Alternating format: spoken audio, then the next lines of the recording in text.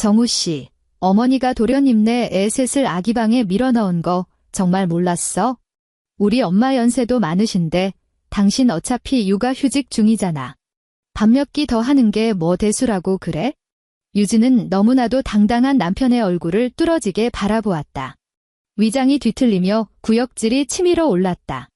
180만 원짜리 1인용 산후조리원 식단이 어쩌다 7 식구가 먹는 대용량 잡탕찌개가 되어버린 걸까? 이 모든 것은 유진이 산후조리원에서 갓 퇴소해 집으로 돌아왔던 날부터 시작되었다. 본격적인 이야기에 앞서 먼저 구독과 좋아요를 눌러주시고 댓글로 지금 어느 곳에서 이 이야기를 듣고 계신지 남겨주세요. 여러분이 계신 모든 곳에 행복이 깃들기를 바랍니다. 자, 이제 편안한 마음으로 제 이야기에 귀 기울여 주세요. 도어록에서 짧은 전자음이 울리고 무거운 현관문이 안쪽으로 열렸다. 심유진은 갓 태어난 지 보름 된 딸을 수면 포대기로 감싸 안은 채 현관에 섰다. 서울 마포구에 위치한 이 전세 아파트의 공기에는 본래 그녀가 조리원에 가기 전 피워두었던 은은한 우디향 디퓨저 냄새가 나야 했다. 하지만 지금 코끝을 훅 찌르고 들어온 것은 짙은 마늘 냄새와 푹 삭은 청국장이 뒤섞인 찌개 냄새였다. 유진의 시선이 아래로 향했다. 현관 센서 등이 켜지며 회색 타일 위를 비추었다. 그곳에는 낡은 검붉은색 외지힐 구두 한 켤레가 놓여 있었고 그 옆에는 모서리가 다해진 커다란 까만색 비닐 시장 가방이 덩그러니 세워져 있었다. 수원시댁에서 온 물건이 분명했다. 그녀의 등 뒤로 현관문이 자동으로 닫히며 둔탁한 소리를 냈다. 왔니? 비밀번호 하나 누르는데 뭘 그렇게 한 세월을 꾸물거려.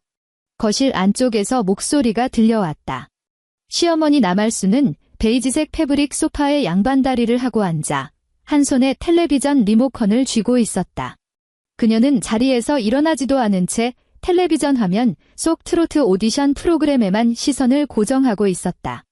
거실 유리 탁자 위에는 다 먹고 남은 사과 심지와 구겨진 휴지 조각들이 널브러져 있었다. 유진은 아이를 안은 팔에 살짝 힘을 주었다. 제왕절개를 한 수술 부위가 팽팽하게 당기며 찌릿한 통증이 번졌다.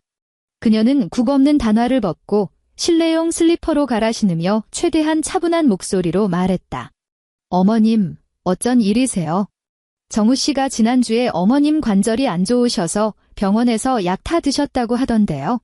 내 친손녀가 집에 오는데 명색이 할미 된 도리로 어떻게 시골집 방구석에만 가만히 누워있니? 나말수는 그제야 텔레비전에서 눈을 떼고 유진의 위아래를 훑어보았다. 어르신들 특유의 퉁명스럽고 당연하다는 듯한 빠른 말투가 이어졌다.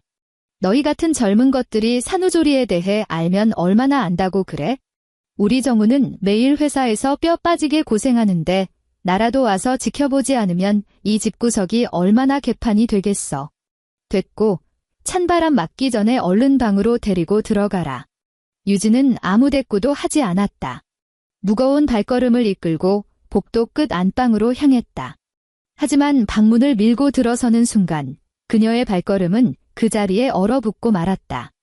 2m 너비의 안방 킹사이즈 침대 위에는 나말순이 시골에서부터 이고 지고 온 짙은 나프탈렌 냄새가 진동하는 모란꽃 무늬 두꺼운 소미불이 깔려 있었다.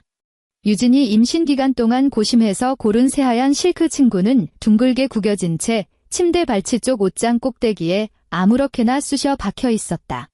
화장대 위에 가지런히 놓여있던 유진의 스킨케어 제품들은 한쪽으로 밀려났고 그 빈자리에는 나말순의 머리빗과 관절염에 바르는 약술병, 그리고 돋보기 안경이 떡하니 자리 잡고 있었다.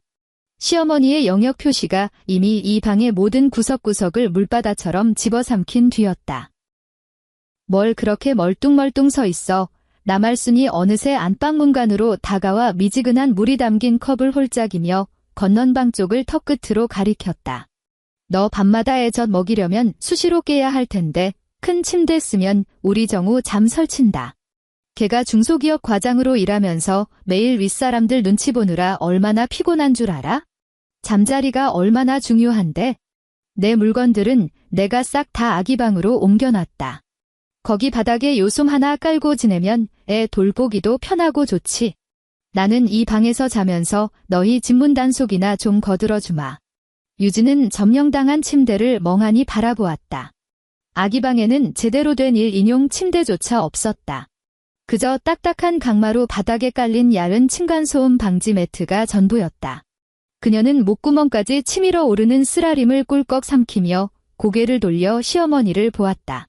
어머님, 아기 방은 환기도 잘 안 되고 바닥이 너무 딱딱해서 제 허리가. 요즘 젊은 여자들은 하여간 툭하면 유난이야. 나말순이 유진의 말을 뚝 끊으며 들고 있던 물컵을 복도 수납장 위에 탁 소리가 나게 내려놓았다. 나 때는 정우랑 걔네 동생 낳고 사흘 만에 밭에 나가서 김맸어. 넌 산후조리원에서 보름 동안이나 남의 손 빌려 호강했으면서 뭘 더 바래? 얼른 건너가. 애 깨겠다. 나말수는 획 돌아서서 실내화로 마룻바닥을 질끌질끌 끄는 소리를 내며 거실로 돌아갔고 이내 텔레비전 볼륨을 훌쩍 높여버렸다. 유진은 그 자리에 우두커니 섰다. 품에 안긴 아기가 칭얼거리며 얕은 소리를 냈다. 그녀는 고개를 숙여 따뜻한 아이의 이마에 자신의 뺨을 비비고는 천천히 몸을 돌려 커튼조차 반쯤 열려있는 비좁은 건넌방으로 향했다. 새벽 2시 40분. 유진은 건넌방 매트 위에 앉아 있었다. 허리를 받쳐줄 곳이 없어 등줄기 전체가 팽팽하게 당겨진 고무줄처럼 끊어질 듯 아파왔다. 딸아이는 그녀의 품에서 눈을 꼭 감은 채 온 힘을 다해 모유를 빨며 미세한 꿀꺽 소리를 냈다. 얇은 석고보드 벽 하나를 사이에 둔 안방에서는 나말순의 코 고는 소리가 끊임없이 넘어왔다. 아주 깊고 안정적인 수면 상태임을 증명하듯 무겁고 규칙적인 소리였다. 유진의 헝클어진 머리카락은 까만 고무줄로 아무렇게나 묶여 있었고 땀에 젖은 잔머리가 뺨에 엉겨붙어 있었다. 매트 주변에는 물티슈와 다 쓴 기저귀, 그리고 미처 씻어두지 못한 유축기가 널브러져 있었다. 보온병에 담긴 물은 이미 차갑게 식어버린 지 오래였다. 5시간 전 그녀는 손이 닿지 않는 높은 선반 위에 있는 여분 기저귀를 내려달라고 시어머니를 한번 깨워보려 했었다. 그때 나말수는 눈도 뜨지 않은 채 몸을 뒤척이며 중얼거렸다. 애가 울면 젖을 물려야지 나를 왜 깨워?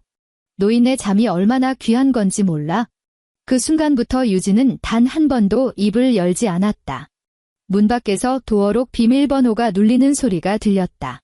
이번에는 아주 조심스럽고 느릿한 소리였다. 현관문이 열리고 닫히자 무거운 한숨 소리가 이어졌다. 남편 강정우가 돌아온 것이다. 유진은 곤히 잠든 딸을 옆에 있는 원목 아기 침대에 조심스럽게 뉘고 옷을 여민 뒤 무릎을 짚고 아주 천천히 일어났다. 그녀가 건넌방을 나서자 불이 꺼진 거실에는 창밖 가로등에서 새어들어온 누르스름한 불빛만 옅게 깔려 있었다. 강정우는 현관 신발장 의자에 주저앉아 넥타이를 느슨하게 풀어헤치고 정장 재킷을 팔에 걸치고 있었다. 공기 중에는 삼겹살 냄새와 담배 냄새, 그리고 소주 냄새가 복잡하게 뒤엉켜 번졌다. 왔어. 유진이 다가가 목소리를 한껏 낮춰 말했다. 정우가 고개를 들었다. 눈에는 붉은 핏발이 서 있었다. 그는 대충 고개를 끄덕이고는 유진에게 재킷을 넘겨주며 양말을 벗어 던졌다. 그리고는 기어들어가는 목소리로 투덜거렸다. 오늘 본부장님이 또 진상을 부려서 이 차까지 끌려갔다. 오늘아 죽는 줄 알았네. 피곤해 미치겠다. 그는 자리에서 비틀거리며 일어나 곧장 안방 쪽으로 향했다. 정우 씨, 유진이 그의 와이셔츠 소매 끝을 붙잡았다. 정우가 걸음을 멈추고 고개를 돌리며 미간을 찌푸렸다. 왜, 나 내일 아침 일찍 회의 있단 말이야. 어머님이 안방에서 주무시고 계셔. 유진이 그의 두 눈을 직시했다. 내 짐은 다 아기 방으로 빼놓고 나보고 바닥에서 자래? 나 아직 제왕절개 수술 자국도 안 아물어서 밤에 일어나서 허리 굽히는 거 진짜 견디기 힘들어. 당신이 어머님한테 말씀 좀 드려서 손님 방에서 주무시게 하든지 아니면 일단 수원으로 내려가시라고 해줘. 나 혼자서도 애 볼 수 있어? 정우의 미간이 더욱 깊게 파였다. 그는 손을 뒤로 뻗어 유진의 손목을 쥔 뒤 자신의 소매에서 억지로 떼어냈다. 피곤함과 짜증이 잔뜩 묻어나는 목소리였다. 유진아, 당신 철 좀 들면 안 돼? 우리 엄마가 그 먼 데서 여기까지 오신 게 겉으로는 도와주신다 해도 다 우리 생각해서 그러는 거잖아. 연세도 많으시고 허리도 안 좋으신 분이 큰 침대 좀 쓰겠다는데 그게 그렇게 고가워?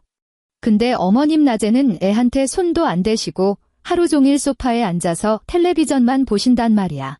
밥도 내가 애 잘 때 눈치 보면서 다 차렸어. 유진의 목소리가 미세하게 떨리기 시작했다. 그녀는 행여나 목소리가 커질까 봐 필사적으로 억눌렀다. 내가 지금 어떤 꼴인지 당신 눈에는 안 보여? 정우는 길게 술 냄새 나는 숨을 내뱉으며 뒷머리를 벅벅 긁었다. 그는 유진의 얼굴을 외면한 채 복도 바닥만 응시했다. 그냥 좀 참아. 나를 봐서라도 참아. 우리 엄마가 여기서 평생 사시겠어? 그냥 갓 태어난 손녀가 예쁘고 신기하니까 며칠 이러시는 거잖아. 당신이 비위 좀 맞춰드리고 사사건건 날 좀 세우지 마. 나 밖에서 돈 벌어오느라 뼈 빠지는데 집에 오면 좀 조용히 쉬고 싶어. 응. 그는 유진의 어깨를 툭툭 쳤다. 그것은 위로라기보다는 대화를 끝내겠다는 성에 없는 신호에 가까웠다. 그러고는 유진을 지나쳐 거실 소파로 가더니 그 위로 쓰러지듯 눕고는 야른 담요를 얼굴 위로 덮어버렸다. 2분도 채 지나지 않아 소파에서는 쌕쌕거리는 숨소리가 들려왔다. 유진은 캄캄한 복도에 홀로 남겨졌다. 손가락이 조금씩 말아쥐어지며 손톱이 손바닥을 파고들었다. 그녀는 소파 위의 검은 형체를 한 번 보고 굳게 닫힌 안방 문을 한 번 바라보았다. 그녀는 늘 자신이 한 발짝 양보하고 순종적인 아내와 싹싹한 며느리 역할을 충실히 해내기만 하면 자신이 그토록 원하던 온전하고 평화로운 가정을 유지할 수 있을 거라 믿었다. 전세 계약서에 강정우의 이름이 적혀 있는 것, 그것이 그녀가 타협한 마지막 마지노선이었다. 그녀는 이 결혼이라는 체스판에서 행여나 완전히 사이가 틀어지면 자신과 아이가 머물 지붕마저 잃게 될까 봐 두려워 섣불리 판을 엎지 못하고 있었다. 그녀는 몸을 돌려 뻣뻣하게 굳은 다리를 이끌고 커튼조차 제대로 닫히지 않은 건넌방으로 돌아갔다. 매트 위에 다시 누웠을 때 방지 매트에 올록볼록한 무늬를 타고 서늘한 냉기가 등줄기로 스멀스멀 스며들었다. 이 거짓된 평온함은 일주일도 채 가지 못했다. 목요일 오후. 유진은 딸이 잠든 틈을 타 딱딱한 매트 위에서 간신히 눈을 붙이고 있었다. 쾅. 거실에서 엄청나게 큰 둔탁한 소리가 나며 야른 벽이 부르르 떨리는 듯 했다.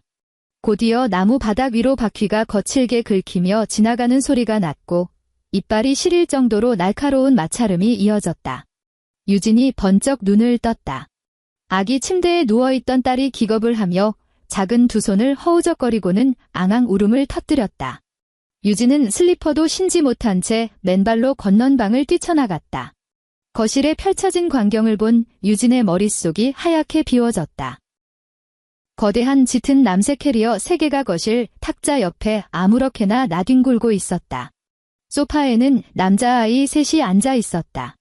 제일 큰 애는 갓 초등학교에 입학한 듯 보였는데 진흙투성이인 운동화를 신은 채 패브릭 소파 위를 쿵쿵 밟고 뛰어다니고 있었다. 둘째는 탁자 위에 갑티슈를 마구 뽑아 찢으며 거실 바닥을 휴지밭으로 만들고 있었고 3살쯤 되어 보이는 막내는 나말순의 바지가랑이를 붙잡고 바닥을 구르며 자지러지게 울고 있었다. 집안의 공기는 순식간에 시큼한 땀 냄새와 과자에서 나는 인공 향료 냄새, 그리고 고막을 찢을 듯한 아이들의 소음으로 가득 찼다. 나말순은 허리를 굽혀 막내를 달래며 등을 토닥거리다가 복도 입구에 넋이 나간 채 서 있는 유진을 올려다보았다. 마침 잘 깼다. 얼른 부엌 가서 주스 3잔만 따라와라. 우리 강아지들 목말라 죽겠다. 나말순의 말투는 너무나 평범한 일상을 지시하듯 자연스러웠다. 어머님 이게 다 무슨 일이에요? 유진의 목소리는 사포로 긁어낸 것처럼 쩍쩍 갈라졌다. 아, 정훈이 나말순이 허리를 펴며 한숨을 푹 쉬었다. 하지만 그녀의 얼굴에는 근심보다는 어떻게든 우겨넣겠다는 당당함이 서려 있었다. 걔 그 개념 없는 여편네랑 갈라섰잖니. 집은 여자 쪽으로 넘어갔고 정훈이는 당장 고시원 끊어서 들어갔다더라. 이 금쪽 같은 핏덩이 셋이서 어떻게 그런 좁아터진 데서 지내니? 나도 시골에서 늙은 몸으로 이 산에 녀석 셋을 무슨 수로 감당하겠어. 마침 너 집에서 산후조리 한답시고 빈둥거리고 있으니 겸사겸사 애들 좀 같이 보면 되겠다 싶어서 당분간 데리고 있으려고 데려왔다. 유진은 자신이 한국어를 알아듣지 못하는 것만 같았다. 단어 하나하나는 다 아는 말이었지만 문장으로 엮이자 그녀의 인지 능력을 박살내버릴 만큼 황당한 궤변이 되었다. 제가 산후조리 한답시고 빈둥거려요. 유진이 창백해진 입술을 달싹이며 그 말을 곱씹었다. 7살짜리 큰 조카가 갑자기 소파에서 펄쩍 뛰어내리더니 탁자 위 리모컨을 집어들어 텔레비전 화면을 향해 퍽 소리가 나게 집어 던졌다. 할머니, 나 만화 볼래. 헬로 카보 틀어줘. 나말수는 기겁해서 뛰어가더니 애를 야단치기는커녕 바닥에 떨어진 리모컨을 주워 아이 손에 살포시 쥐어주었다. 오냐 오냐, 우리 강아지. 할미가 틀어줄게. 물건 던지면 안 돼. 이거 큰아빠네 집 거란다. 어머님, 유진이 아이들의 소음을 뚫고 목소리를 높였다. 여긴 제 집이에요. 저 애 낳은 지 이제 겨우 보름 지났어요. 이 아이들 셋을 데려오시면서 저한테 한마디 상의라도 하셨어요. 나말순이 고개를 획 돌리며 순식간에 얼굴을 험악하게 구겼다. 어른의 권위에 도전을 받았다고 느낀 그녀의 언성은 8옥타브나 높아졌다. 상의. 내가 이 집안 어른이고 정우는 내 배 아파 낳은 내 새끼야. 이 전셋집 구할 때 나도 3천만 원이나 보탰어. 이 집에 내 지분도 있는데 내 손주들 좀 머물게 하겠다는데 내가 내 눈치까지 봐야 하니?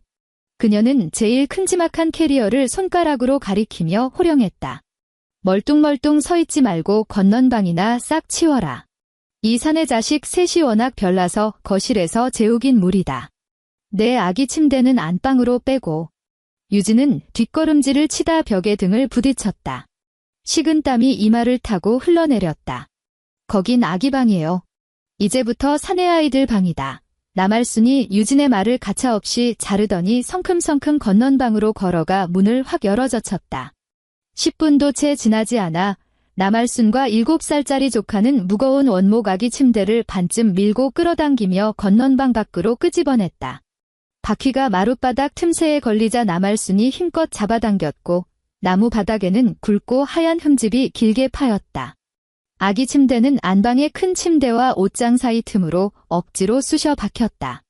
널찍했던 안방은 순식간에 옷장 문조차 열 수 없을 만큼 숨막히게 좁아졌다. 유진이 깔고 자던 요손 매트는 둘돌 말려 안방 구석에 내팽개쳐졌다. 새 남자아이는 환호성을 지르며 건넌방으로 돌진하더니 서랍을 다 뒤집어 엎기 시작했다.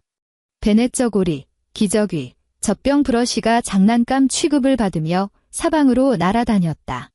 유진은 딸을 품에 꽉 안은 채 복도에 서 있었다. 아이는 갑작스러운 굉음에 놀라 목이 쉬도록 얼굴이 새빨개져서 자지러지게 울고 있었다. 유진의 두 팔이 파르르 떨렸다.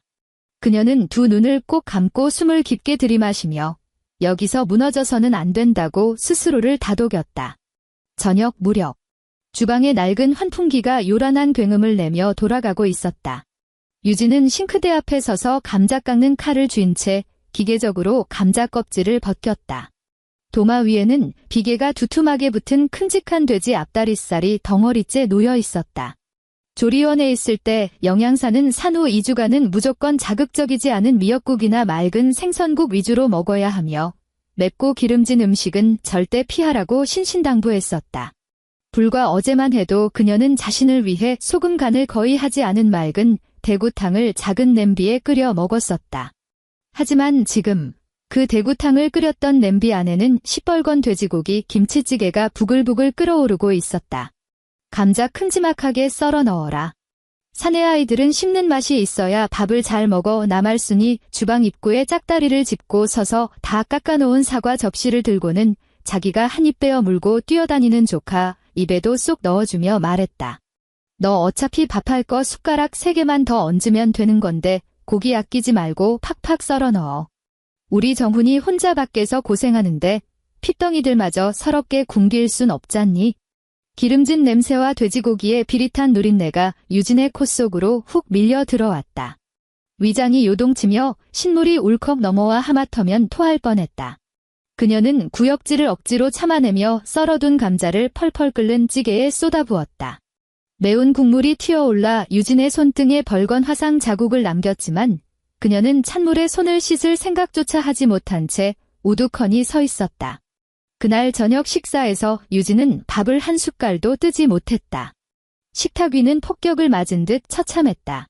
세 남자아이는 새하얀 식탁보 위에 빨간 김치 국물을 뚝뚝 흘려대며 요란하게 쩝쩝거렸고 서로 냄비 속에 든 고기를 차지하겠다며 아우성을 쳤다. 남할수는 쉴 새 없이 손주들 밥그릇 위에 고기를 얹어주느라 식탁 맨 구석에서 흰쌀밥 한 공기와 멀건 국물만 놓고 앉아있는 며느리에게는 시선 한 번 주지 않았다. 밤 11시. 거실은 그나마 조금 조용해졌지만 그건 그저 텔레비전 볼륨 소리가 아이들의 난동 소리를 덮어버렸기 때문일 뿐이었다. 반쯤 열린 건넌방 문틈 사이로 새 아이가 장난감으로 벽을 퍽퍽 내리치며 쿵쿵거리는 소리가 끊임없이 새어나왔다. 유진은 안방의 비좁은 구석에 웅크리고 앉아 딸을 안고 있었다. 며칠째 이어지는 끔찍한 소음과 스트레스 때문인지 딸은 심한 영하 산통을 앓으며 작은 다리를 배 쪽으로 잔뜩 오므린 채 새파랗게 질려 악을 쓰며 울고 있었다. 유진의 눈에서 마침내 참았던 눈물이 터져나왔다. 굵은 눈물방울이 아이의 포대기 위로 툭툭 떨어졌다. 그녀는 한 손으로 아이의 머리를 받치고 다른 한 손으로는 주머니를 뒤져 휴대폰을 꺼내 강정우에게 전화를 걸었다. 신호음이 길게 이어지다가 간신히 전화가 연결되었다. 수화기 너머로는 노래방의 귀청이 떨어질 듯한 반주 소리와 남자들이 고래고래 소리를 지르며 술을 권하는 소리가 시끄럽게 울려 퍼졌다. 왜? 이 밤중에 무슨 일이야? 정우의 목소리는 매우 컸고 짜증이 잔뜩 묻어나 있었다. 정우 씨 지금 당장 들어와. 유진의 목소리가 통제할 수 없을 정도로 덜덜 떨리며 울음이 섞여 나왔다. 어머님이 도련님 애 셋을 다 데리고 오셨어. 아기 방도 다 차지하고 애는 아파서 계속 넘어가는데 나는 이 방에 서 있을 데도 없어. 제발 빨리 좀 와. 수화기 너머로 2초 정도 정적이 흘렀다. 노랫소리가 조금 작아진 걸 보니 정우가 복도 쪽으로 걸어 나간 모양이었다. 벌써 데려오셨어? 그렇게 빨리? 정우의 목소리에는 놀람이 없었다. 그저 귀찮은 방해를 받았다는 성가심만 있을 뿐이었다. 아휴, 일단 당신이 좀 참아. 정훈이도 지금 사방으로 방 알아보러 다니는데 엄마도 어쩌겠어. 내가 이따 들어가서 엄마한테 애들 좀 단속하라고 잘 말해볼게. 나 지금 거래처 사람들 앞이라 도저히 못 빠져나가. 당신 너무 예민하게 굴지 마. 당신 조카들이잖아. 그 말을 끝으로 유진이 입을 떼기도 전에 전화가 일방적으로 끊어졌다. 뚜뚜뚜. 캄캄한 안방 구석에서 울리는 통화 종료음이 유난히 섬뜩하게 귓가를 때렸다. 유진은 천천히 휴대폰을 귀에서 떼어냈다. 액정 불빛이 눈물 자국으로 얼룩진 그녀의 창백한 얼굴을 비추었다. 벌써 데려오셨어? 그렇게 빨리? 라는 남편의 말이 마치 가늘고 날카로운 얼음송곳이 되어 귓바퀴를 타고 뇌수 깊숙한 곳까지 찔러 들어오는 것 같았다. 그는 왜 데려오셨대? 라고 묻지 않았다. 그는 그렇게 빨리? 라고 물었다. 유진의 두 눈에서 흐르던 눈물이 멈췄다. 숨소리가 갑자기 섬뜩할 정도로 차분해졌다. 그녀는 악을 쓰다 지쳐 잠든 딸을 틈새에 끼어있는 아기 침대에 눕히고 다시 휴대폰 화면을 켰다. 정우에게 다시 전화를 걸지 않았다. 대신 연락처 목록을 열었지만 엄지손가락이 허공을 맴돌 뿐 어디를 눌러야 할지 알 수 없었다. 다음 날 이른 아침. 강정우는 새벽 4시 무렵에야 들어와 거실 소파에 쓰러지듯 뻗어버렸다. 아침 7시 조카 셋이 귀신같이 일어나 집안을 우당탕거리며 뛰어다니기 시작했다. 남할수는 부엌에서 냄비와 그릇을 달그락거리며 요란하게 아침을 준비하고 있었다. 유진은 안방문을 열고 나와 화장실로 향했다. 거실을 지나치려던 찰나 바닥에 허물처럼 벗어 던진 정우의 재킷과 유리 탁자 끄트머리에 충전기가 꽂힌 채 아슬아슬하게 놓여있는 정우의 휴대폰이 눈에 들어왔다. 순간 휴대폰 화면이 번쩍 켜졌다. 카카오톡 알림이었다.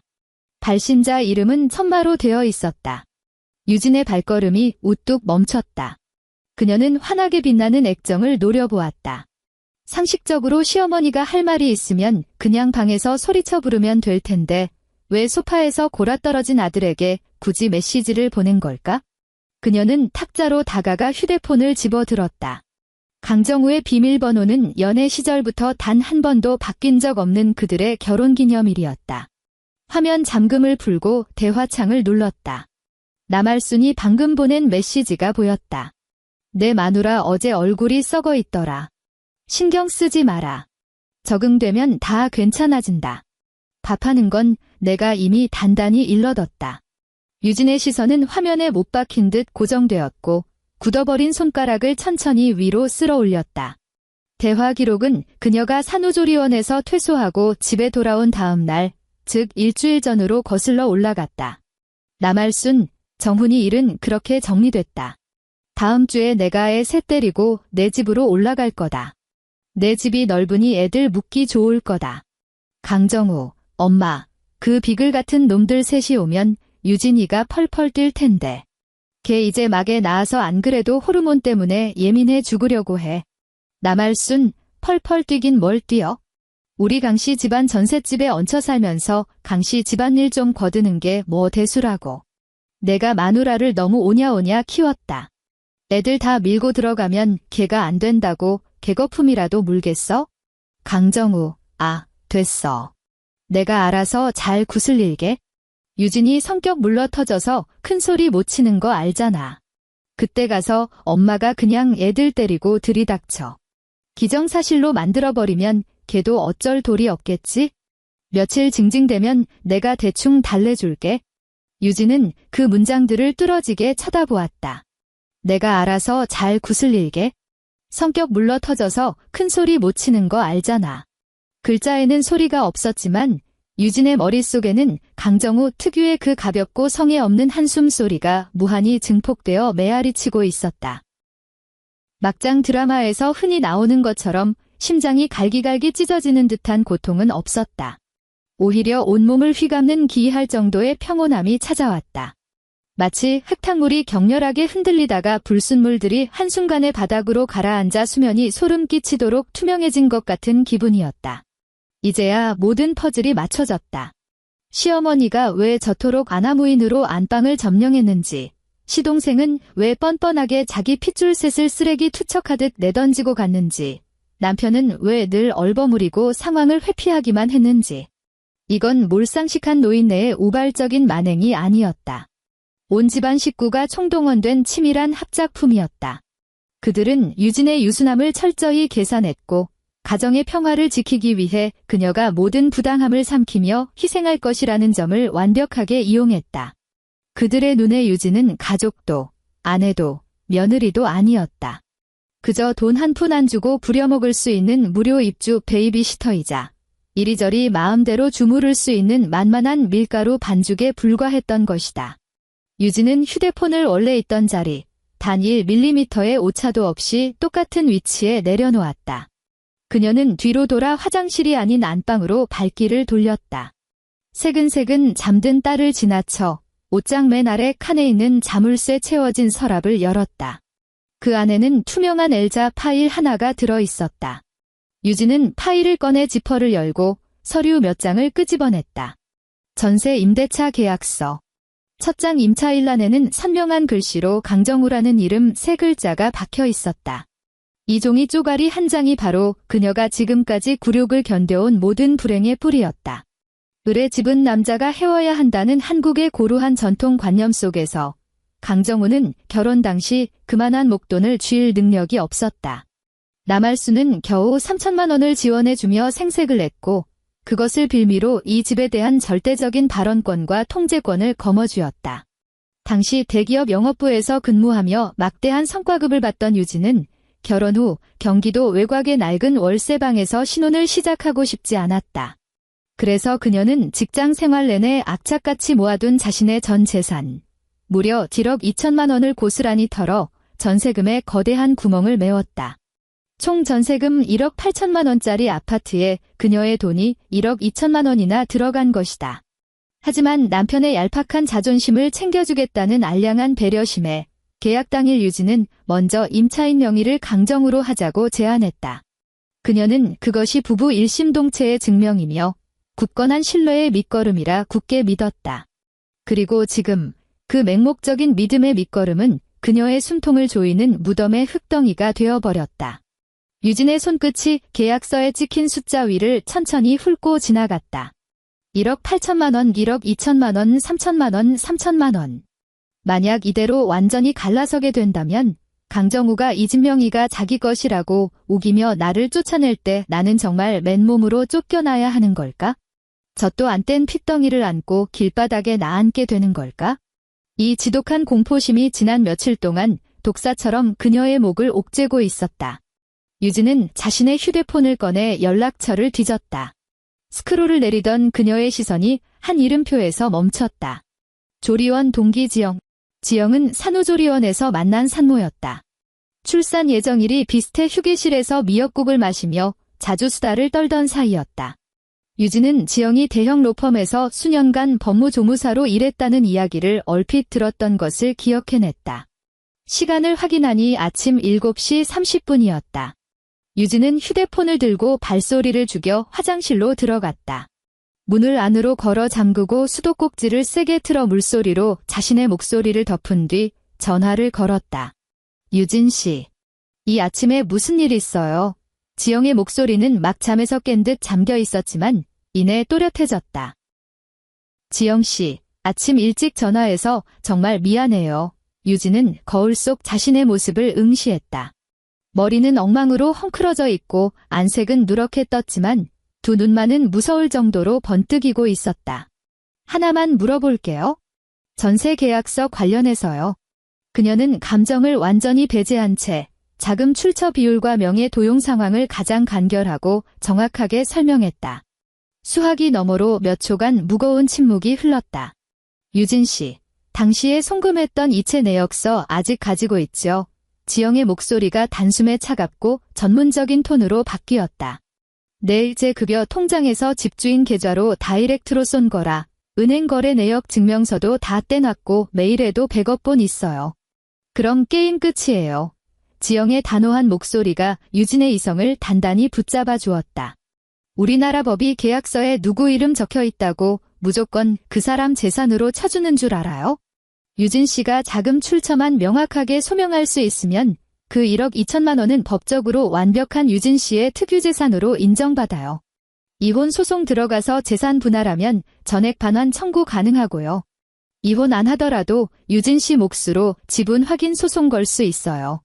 쫓겨날까 봐 겁먹을 필요 없어요. 벌벌 떨어야 할 쪽은 그쪽이에요. 유진 씨 돈 1억 2천만 원 빠지면 그 사람들 그 아파트 단 하루도 월세 감당 못해요. 세면대로 쏟아지는 물줄기 소리가 귓가를 세차게 때렸다. 유진은 거울을 똑바로 쳐다보았다. 거울 속 여자가 천천히 굽은 허리를 꼿꼿하게 폈다. 목을 옥죄던 보이지 않는 독사가 순식간에 새하얀 잿가루가 되어 부서져 내리는 기분이었다. 고마워요, 지영 씨. 유진 씨, 정말 괜찮은 거 맞아요? 목소리가 전 아주 괜찮아요. 유진이 지영의 말을 자르며 대답했다. 내 인생에서 지금보다 더 완벽하게 괜찮았던 적은 단 한 번도 없었어요. 통화를 종료하고 수도꼭지를 잠갔다. 유진은 곧바로 밖으로 나가지 않았다. 변기 뚜껑을 내리고 앉아 휴대폰 은행 앱을 실행했다. 화면이 넘어가고 6자리 비밀번호를 입력했다. 3년 전 굵직한 이체 내역을 찾아 스크롤을 내렸다. 수취인, 집주인 이상기. 금액 1억 2천만 원 내적요, 마포구 아파트 전세금. 화면을 캡처했다. 이어 메일 앱을 켜고 검색창에 전세, 기체 내역을 입력했다. 은행 로고와 직인이 붉게 찍힌 PDF 파일 몇 개가 화면에 떴다. 그녀는 파일들을 하나하나 다운로드하여 휴대폰 내부 폴더에 저장하고 동시에 클라우드 드라이브에도 동기화시켰다. 이 모든 과정을 수행하는 동안 그녀의 손가락은 단 한 번도 떨리지 않았다. 마치 완벽하게 코딩된 프로그램을 실행하는 정밀한 기계처럼 정확하고 냉혹했다. 모든 준비를 마친 유진은 휴대폰 화면을 끄고 잠옷주머니에 깊숙이 찔러 넣었다. 문 밖에서는 7살짜리 큰 조카가 장난감 자동차로 화장실 문을 퍽퍽 소리가 나게 들이받고 있었다. 작은 엄마, 빨리 나와. 나 쉬마려워. 사내아이가 문밖에서 빽빽 소리를 질렀다. 곧이어 나말순의 앙칼진 목소리도 날아들었다. 아침부터 화장실에서 알을 까냐? 애들 화장실 가겠다고 줄 서 있는데? 얼른 기어 나와서 아침이나 차려. 유진은 깊게 숨을 들이마셨다. 그녀는 수도꼭지를 다시 틀고 차가운 물을 두 손으로 받아 얼굴에 사정없이 끼얹었다.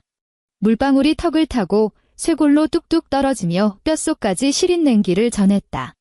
수건을 획낙가 채어 얼굴에 물기를 벅벅 닦아냈다. 밖에서는 조카가 문고리를 미친 듯이 덜컥거리며 돌려대고 있었다. 유진은 손을 뻗어 차가운 금속 문고리를 꽉 쥐고 천천히 아래로 눌렀다. 철컥. 화장실 문 잠금이 해제되었다. 유진은 곧바로 문을 열지 않고 문짝 너머를 향해 서늘한 목소리로 짧게 내뱉었다. 비켜. 그 짧은 명령에는 평소의 나긋나긋함 따위는 흔적조차 없었고 얼음장처럼 차가운 살기만 감돌았다. 광분하여 문고리를 흔들어대던 7살 조카도 흠칫 놀라며 무의식적으로 뒷걸음질을 쳤다. 문이 확 열리며 찬바람이 일었다. 유진은 표정 하나 없는 얼굴로 화장실을 걸어 나왔다. 얼어붙은 조카에게는 눈길 한 번 주지 않았고 씻은 상추를 양푼에 담아 들고 부엌에서 막 걸어 나오던 남할순과도 시선을 섞지 않았다. 그녀는 거실을 가로질러 망설임 없이 안방으로 향했다. 너 지금 표정이 그게 뭐냐? 남할순이 스테인리스 양푼을 식탁 위에 쾅 소리 나게 내려놓으며 튀어오르는 물방울을 무시한 채 소리쳤다. 아침 대바람부터 똥 씹은 얼굴을 하고 누구한테 시위질이야? 얼른 가서 어제 남은 찌개나 데워. 애들 배고파서 숨 넘어가겠다. 유진은 귓등으로도 듣지 않고 안방으로 들어가 버리더니 문을 쾅 닫고 안에서 잠금장치까지 걸어버렸다. 그녀는 짐짝처럼 밀려난 아기 침대 곁으로 다가가 세상 모르고 새근새근 자고 있는 딸의 얼굴을 내려다보았다. 작은 가슴이 규칙적으로 오르내리고 있었다. 유진은 손을 뻗어 딸의 보드라운 뺨을 아주 조심스럽게 쓰다듬었다. 그러고는 돌아서서 옷장 맨 아래 서랍을 열고 까만 새끼저기 가방 대신 튼튼한 기내용 캐리어를 꺼냈다. 찌익 하고 지퍼가 열리는 소리가 쥐 죽은 듯 고요한 안방의 공기를 갈랐다. 유진은 짐을 싸기 시작했다. 빠르면서도 한치의 흐트러짐이 없었다. 분유통, 기저귀 팩, 갈아입힐 베넷 저고리 몇 벌, 자신의 외출복 2벌, 그리고 세면도구. 마지막으로 전세계약서와 모든 이체 증명서가 담긴 투명한 엘자 파일은 옷가지들 맨 아래 가장 깊숙하고 안전한 곳에 반듯하게 밀어넣었다. 모든 짐을 다 챙긴 그녀는 캐리어를 침대 옆에 꼿꼿이 세워두었다. 벽에 걸린 시계바늘이 아침 8시 30분을 가리키고 있었다. 오늘은 토요일. 강정우가 출근하지 않는 날이었다. 거실의 소음은 한계치를 넘어섰다. 텔레비전 만화 주제가 소리에 조카들의 악다구니 치는 소리, 그리고 남할순의 신경질적인 독촉이 한데 뒤엉켰다. 심유진, 너 그 안에서 뭐 하느라 함흥차사야? 지금 시간이 몇인데 아직도 밥을 안 차리고 뭉개. 인내심이 바닥난 남할순이 안방문 앞까지 다가와 손바닥으로 문짝을 쾅쾅 때리기 시작했다. 너 때문에 정우까지 다 깼잖니. 며느리 도리도 모르는 게 진짜 귓구멍이 막혔나. 유진은 짧고 깊게 숨을 고르며 구겨진 잠옷 끝자락을 단정히 끌어내렸다. 캐리어는 그대로 둔 채 문 앞으로 다가가 도어록을 찰칵 열었다. 문 밖에는 남할순이 다시 문을 두드리려 손을 치켜든 채 서 있었다. 유진이 나오자 그녀는 곧바로 핏대를 세웠다. 내가 방구석에 기어 들어가 숨으면 밥을 안 차려도 될 줄 알았니? 당장 우리 정훈이 핏줄들이 와 있는데 내년이 예전처럼 팔자 편하게 누려볼 심산이었어? 유진은 그녀의 호통을 투명인간 취급했다.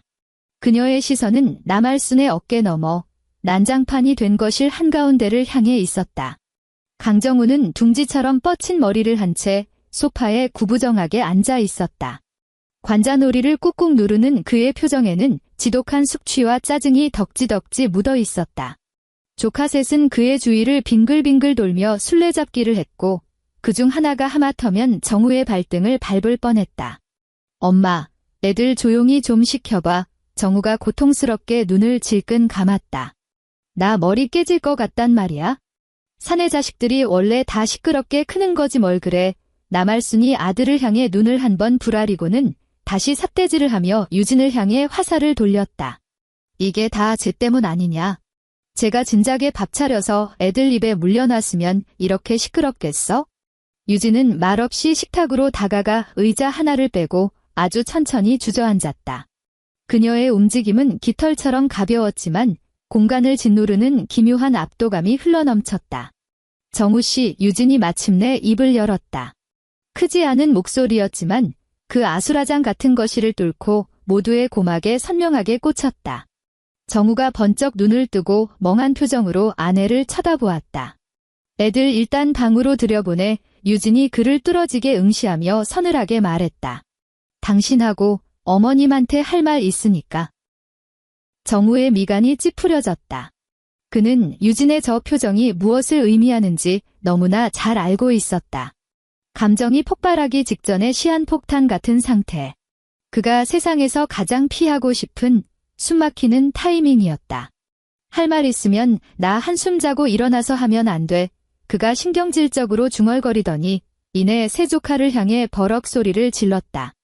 야, 너희들 당장 방에 들어가서 텔레비전이나 봐. 밖에서 그만 떠들고. 큰아빠의 고함 소리에 기가 죽은 새아이는 입을 삐죽거리며 건넌방으로 쪼르르 달려갔다. 드디어 거실에 무거운 정적이 내려앉았다. 켜진 텔레비전 홈쇼핑 채널에서 쇼호스트가 떠드는 소리만 공허하게 울렸다. 나말순도 슬그머니 다가와 유진의 맞은편 의자에 털썩 주저앉았다. 그녀는 팔짱을 꽉 낀 채 내가 감히 무슨 수작을 부리려는지 지켜보겠다는 듯 턱을 빳빳하게 쳐들었다. 어디, 할 말 있으면 해봐라. 나말순이 코웃음을 쳤다. 내가 애들 데리고 온 게 못마땅해서 지랄 발광을 하려는 모양인데 꿈도 꾸지 마라. 정훈이 내 새끼고 쟤네들 내 핏줄이야.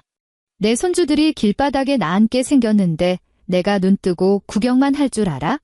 유진은 시어머니의 천박한 도발에 미동조차 하지 않았다. 그녀는 정우를 향해 시선을 고정하고 한 글자 한 글자 또박또박 뱉어냈다. 오늘 안으로 제가 아이를 데리고 나가든 어머님이 저 새 아이를 데리고 나가시든 둘 중 하나를 선택하세요. 이 집 더 이상 이런 엉망진창인 상태로 단 하루도 못 버텨요. 그 한마디는 벼락처럼 거실 한가운데로 떨어져 내렸다. 정우는 얼빠진 표정으로 굳어버렸다. 그는 유진의 말을 이해하지 못한 것인지 아니면 유진 입에서 감히 그런 극단적인 말이 나왔다는 사실 자체를 믿고 싶지 않은 눈치였다. 당신 지금 무슨 헛소리를 하는 거야? 정우가 용수철처럼 몸을 일으키며 당황한 기색을 숨기지 못했다. 내가 나간다고? 여긴 우리 집이야. 내가 어디로 가? 당신 진짜 미쳤어? 나 안 미쳤어. 유진의 눈동자는 얼음칼처럼 날카로웠다. 당신한테 마지막 선택권을 주는 거야? 내가 나갈까? 저 사람들이 나갈까? 아니, 다 한 식구끼리 얼굴 붉히면서 좋게 말로 풀면 될 걸 왜 이렇게 극단적으로 굴어? 정우는 본능적으로 특유의 구렁이 담 넘어가듯 상황을 모면하려는 태세를 취했다. 그는 식탁으로 다가와 유진을 어르듯 달래기 시작했다. 엄마도 어쩔 수 없이 데려오신 거잖아. 정훈이 지금 사정이 사정인데 형 돼서 모른 척해. 그냥 며칠만 꾹 참아. 딱 며칠이면 돼. 정훈이가 고시원 빼서 방구하는 대로 당장 애들 데려갈 거야. 딱 며칠이면 돼. 유진이 그 말을 가볍게 따라하며 입꼬리를 비틀어 올렸다. 짙은 조소가 배어나왔다. 그녀는 정우의 눈을 꿰뚫어 볼 듯 노려보며 쏘아붙였다. 당신 진짜 내 두 눈 똑바로 쳐다보고 그게 며칠짜리 일이라고 맹세할 수 있어? 정우의 시선이 허공을 헤매며 불안하게 흔들렸다. 당신 처음부터 어머님이 저 애들 데리고 올 거 알고 있었잖아. 안 그래? 유진은 그가 변명할 틈조차 주지 않고 몰아붙였다. 일주일 전부터 다 짜고 친 거잖아. 어머님한테 내가 성격 물러터져서 기정사실로 밀어붙이면 찍소리 못하고 당할 거라고 큰 소리 쳤지? 안 그래? 정우의 얼굴이 순식간에 밀랍처럼 하얗게 질렸다. 입을 뻐끔거렸지만 변명 한마디 튀어나오지 않았다. 유진이 그 은밀한 카카오톡 대화를 어떻게 알아냈는지 짐작조차 할 수 없어 등줄기로 소름이 쫙 돋았다. 너 내 휴대폰 훔쳐봤어. 정우가 한참을 씩씩거리다 겨우 짜낸 문장이었다. 치부가 발각된 자의 비열한 분노가 섞여 있었다. 그딴 건 하나도 중요하지 않아 유진이 매몰차게 잘랐다. 중요한 건 당신은 처음부터 나와 아이를 시궁창에 쳐넣은 공범이라는 거야. 내가 밤마다 젖먹이 안고 제대로 눕지도 못해 죽어가는 꼴을 뻔히 보면서도 당신 엄마가 나를 파출부 부리듯 부려먹는 걸 구경만 했어. 안방을 뺏기고 바닥에 나뒹구는 걸 알면서도 당신은 아무것도 안 했어. 그저 나보고 참으라고 숨죽이고 있으라고만 했지? 나는 남자고. 밖에서 뼈 빠지게 돈 벌어오는데 집에서 마누라가 그 정도 내줘도 못해줘. 정우의 목소리가 발악하듯 커졌다. 자신의 비겁함을 분노로 덮어보려는 알량한 수작이었다. 돈을 벌어와 유진이 기가 막히다는 듯 헛웃음을 터뜨렸다. 그녀는 탁자 위에 올려둔 투명 파일을 집어들고 끈을 푼 뒤 안에 있던 서류 다발을 꺼내 탁자 위로 탁 소리가 나게 내리쳤다. 이게 뭔지 당신 두 눈으로 똑똑히 봐. 정우와 남할순의 시선이 동시에 서류 위로 꽂혔다. 맨 위쪽 장에는 은행 직인이 붉게 찍힌 거래 내역 증명서가 놓여 있었다. 내가 3년 전에 집주인한테 전세금 쏜이체 내역서야 유진의 가늘고 긴 손가락이 선명하게 찍힌 숫자를 가리켰다. 1억 2천만 원 이거 내 특유재산이야. 내 혼전 재산이라고. 당신 매달 쥐꼬리만 하게 벌어오는 그 월급으로 카드값 맡기도 허덕이는 주제에 대체 무슨 돈으로 나를 먹여 살렸다는 건데? 너 지금 이따위 종이 쪼가리는 왜 꺼내 드는 거냐? 남할순의 안색도 흑빛으로 변했다. 그녀는 스프링 튕기듯 벌떡 일어나 유진의 얼굴에 삿대질을 해댔다. 내가 우리 강씨 집안에 시집 왔으면 내 돈도 우리 강씨 집안 돈이야. 어디서 감히 옛날 옛적 돈 얘기를 꺼내면서 시어미 앞에서 반란이라도 일으키겠다는 거냐? 반란이요. 유진이 시어머니를 싸늘하게 올려다보았다. 어머님 단단히 착각하고 계신가 본데요. 저는 강씨 집안 노예로 팔려온 소유물이 아니에요. 이 아파트 전세, 제 돈 1억 2천만 원 안 들어갔으면 당신과 당신 아들내미는 화장실 한 칸짜리 월세방도 못 구했어요.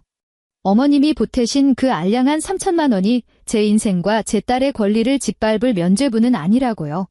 이 남할수는 온몸을 부들부들 떨며 유진을 가리키는 손가락 끝까지 경련을 일으켰다. 이 천하의 호로 잡년 같으니. 너 지금 당장 이혼이라도 하겠다는 거냐? 오늘 오후 5시 유진의 목소리는 너무나도 고요해서 오히려 숨이 막힐 지경이었다. 그 시간까지 어머님과 저 새아이가 이 집에서 짐을 빼지 않으신다면 내일 아침 출근 시간에 맞춰 정우 씨 회사로 정식 내용 증명이 발송될 겁니다. 제 명의로 된 전세금 1억 2천만 원에 대한 반환 청구 소송과 함께 협의 이혼 의사 확인서가 동봉되겠죠. 거실에 무덤 같은 정막이 내려앉았다. 정우는 완전히 패닉에 빠졌다. 그는 1억 2천만 원이라는 숫자의 무게를 너무나 잘 알고 있었다. 유진이 그 돈을 회수해가는 순간 이 전셋집에서 쫓겨나는 것은 물론이고 막대한 중도 해지 위약금까지 떠안아야 했다. 그의 알량한 중소기업 과장 월급으로는 마포구의 이런 멀쩡한 아파트는 꿈도 꿀 수 없었다. 유진아, 제발 이성적으로 생각해. 우리 차분하게 대화로 풀자. 홧김에 그러지 말고.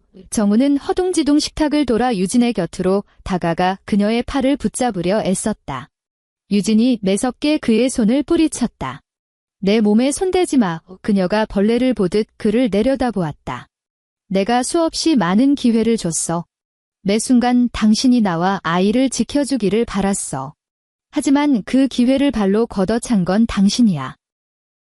유진아, 내가 잘못했어. 내가 진짜 죽을 죄를 지었어. 정우의 목소리가 볼품없이 떨리며 애원으로 바뀌었다. 그는 제 어미가 눈을 시퍼렇게 뜨고 지켜보고 있는데도 체면 따위 집어던지고 유진의 의자 옆에 털썩 무릎을 꿇었다. 내가 당장 정훈이한테 전화해서 오늘 안에 애들 다 싹 빼라고 할게. 우리 엄마도 내려가시라고 할 테니까 제발 화 풀어. 이혼이니 뭐니 그런 무서운 소리 좀 하지 마. 응?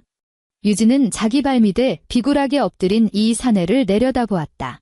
한때 그녀는 이 남자가 단지 마음이 약해서 갈등을 피하고 싶어서 도망치는 것이라 애써 포장했었다. 하지만 이제야 뼛속 깊이 깨달았다. 그는 나약한 게 아니라 그저 숨막히게 이기적인 인간일 뿐이었다. 지금 이 남자가 무릎 꿇고 바짓가랑이를 붙잡으며 애원하는 대상은 사랑하는 아내 심유진이 아니라 그녀가 쥐고 있는 1억 2천만 원이라는 자본줄이었다. 너무 늦었어. 유진이 자리에서 차갑게 일어나 탁자 위의 서류들을 다시 파일 안으로 쓸어 담았다. 그녀는 뒤도 돌아보지 않고 안방을 향해 걸어갔다. 뒤에서 남할순이 악을 쓰며 소리쳤다. 강정우, 내가 왜 그년한테 싹싹 빌어? 그냥 당장 나가라고 해. 이혼녀 딱지 붙고 혹 달린 년을 누가 거들떠나 본다고 저렇게 유세를 떨어. 정우가 고개를 획 돌리며 제 어미를 향해 미친 듯이 짐승 같은 괴성을 질렀다. 엄마, 제발 그 입 좀 닥치라고.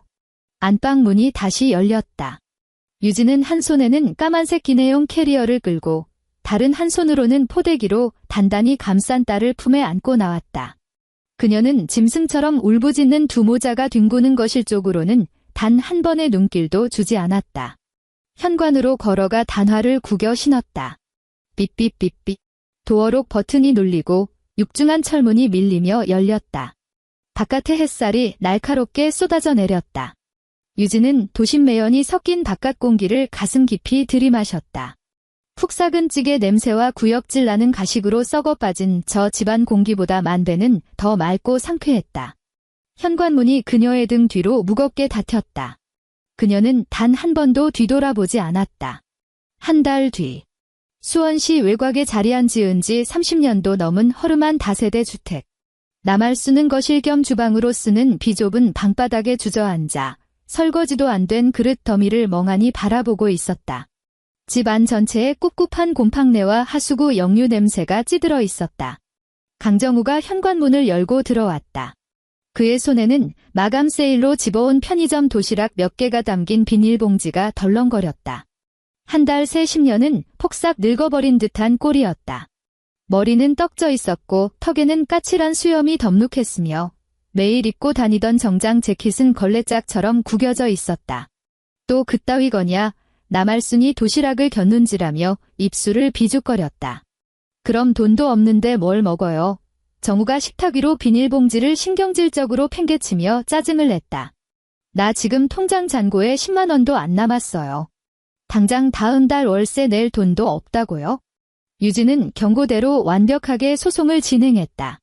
정우의 회사 법무팀과 영업부 전체의 내용 증명이 날아들던 날, 그는 부장실로 끌려가 온갖 수모를 겪어야 했다. 대형 로펌을 낀 대기업 영업부 출신 유진의 법적 대응은 자비가 없었고 송금 내역이 명백한 탓에 정우 쪽에서는 변호사를 선임해 다퉈볼 여지조차 없었다. 유진에게 돌려줄 1억 2천만 원을 토해내기 위해 그는 울며 겨자 먹기로 마포구 아파트 전세를 중도 해지해야 했다. 집주인에게 막대한 위약금을 뜯기고 난 뒤 수중에 남은 돈으로는 수원 본가 근처에 이런 곰팡내 나는 낡은 월세방을 구하는 게 고작이었다. 정훈이는 아직도 연락 안 돼. 정우가 차갑게 굳은 도시락 뚜껑을 열고 기계적으로 밥알을 우겨 넣으며 물었다. 그 왼수 같은 놈, 전화기 꺼진 지가 언젠데. 어제는 걔 전처가 여기까지 쳐들어와서 행패를 부리더라. 양육비 이행명령 떨어졌는데 돈 안 보내면 정훈이 통장 싹 다 가압류 걸겠다고 아주 생난리를 치고 갔어. 남할순이 쑤시는 무릎을 주무르며 땅이 꺼져라 한숨을 내쉬었다. 그 3명의 조카들은 결국 친엄마에게 반강제로 돌려보내졌다. 남할순이 갑자기 양심의 가책을 느껴서가 아니라 도저히 그 괴물 같은 아이들을 먹여 살릴 돈도 체력도 없었기 때문이다. 유진이라는 무료 식모가 사라지고 널찍한 아파트마저 빼앗기자 좁은 월세방에서 사내 셋을 감당하는 건 지옥 그 자체였다. 큰손주가 낡은 가스레인지에 불장난을 하다 하마터면 월세방 전체를 홀라당 태워 먹을 뻔했던 날, 남할수는 야반도주하듯 아이 셋을 전 며느리 직장 앞에 버려두고 미친 듯이 도망쳐 버렸다. 엄마, 제발 앞으로 내 앞에서 정훈이 이름 꺼내지도 마요. 토 나올 것 같으니까. 정우가 젓가락을 내려놓으며 헛구역질을 했다. 만약 그때 애들을 들이지 않았더라면, 만약 그때 내가 한 번이라도 유진이 편을 들어주었더라면, 만약에. 하지만 돌이킬 수 있는 것은 아무것도 없었다. 서울 반포구. 거대한 통유리창을 통과한 눈부신 햇살이 연회색 강마루 바닥 위로 따스하게 부서져 내렸다. 최근에 새로 계약한 소형 평수 전세 아파트였다. 공간이 아주 넓지는 않았지만 티 없이 맑고 청결했다. 모든 가구는 방금 포장을 뜯은 새건이었고 시야를 가리는 불필요한 잡동사니는 단 하나도 없었다. 유진은 보드라운 홈웨어를 입고 포근한 소파에 깊숙이 기대앉아 있었다. 그녀의 손에는 방금 내린 따뜻한 아메리카노가 담긴 머그잔이 들려 있었고 쌉싸름한 커피 향이 은은하게 피어올랐다. 햇빛이 가장 잘 드는 쾌적한 창가 쪽에는 원목 아기 침대가 놓여 있었다. 딸아이는 침대 안에서 작은 딸랑이를 쥐고 흔들며 까르르 웃음꽃을 피우고 있었다. 거실 탁자 위에는 서류 두 부가 놓여 있었다. 하나는 법원 직인이 선명하게 찍힌 협의 이혼 의사 확인서였다. 석 달의 숙려 기간이 지나면 이 문서는 완전한 법적 효력을 발휘하게 될 것이다. 친권과 양육권은 단 한 번의 언쟁도 없이 유진에게 완벽하게 귀속되었다. 또 다른 하나는 회사 인사팀에서 발송한 복직 발령 통지서 출력본이었다. 길었던 출산 휴가가 끝을 맺고 그녀는 다시 대기업 영업부서로 복고하여 엄청난 인센티브를 휩쓰는 예전의 그 카리스마 넘치는 심유진 과장으로 돌아갈 것이다. 유진은 머그잔을 내려놓았다. 그녀는 창가로 다가가 저 아래 거리를 바쁘게 오가는 자동차와 사람들의 행렬을 내려다보았다. 한때 그녀는 무조건 참고 견디는 것만이 온전한 울타리를 지키는 유일한 방법이라 착각했었다. 하지만 이제야 깨달았다. 진정한 나의 집, 나의 울타리는 스스로의 존엄을 짓밟아가며 구걸해서 얻어내는 것이 아니라는 사실을. 그녀는 몸을 돌려 아기 침대로 다가갔다. 허리를 굽혀 햇살을 듬뿍 받은 따스한 딸을 가슴 가득 품에 안아 올렸다. 아이가 통통한 작은 손을 뻗어 유진의 가슴팍 위로 흘러내린 머리카락 한 줌을 꽉 쥐었다. 유진의 입가에 맑은 미소가 번졌다. 그녀는 아이의 손을 떼어내지 않고 그 작은 온기가 자신을 꽉 붙잡도록 가만히 내버려 두었다. 그녀는 아이를 안은 채 주방으로 발걸음을 옮겼다. 냉장고를 열어 어젯밤 신선하게 손질해 둔 유기농 채소와 최상급 한우 안심 한 덩이를 꺼냈다. 그녀는 오늘 자신을 위해 푹 삭아버린 역겨운 찌개 냄새 따위는 단 1%도 섞이지 않은 오직 자신과 딸만을 위한 최고급 만찬을 요리할 참이었다. 엔드.